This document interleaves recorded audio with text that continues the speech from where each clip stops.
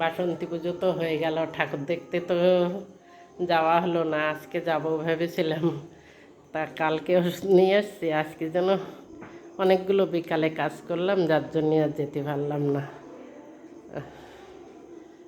দেখি কালকে আশা আছে, কালকে বিকালে একটু যাব। দুর্গা পুজো হলে মানুষ কত দৌড়ি চলে যেত, আর বাসন্তী পুজো কেউ গুরুত্ব দেয় না। কিন্তু কত টাকা খরচ একটা পুজো করতে গেলে, কত আনন্দের জন্যেই করে, তা মানুষ সেটা ভাবে না। দেখো কোনো লোকজন নেই, সব আমাদের এখানে মোটে না হলেও 4-5 জায়গায় হচ্ছে, তা সেভাবে কেউ যেতে চায় না।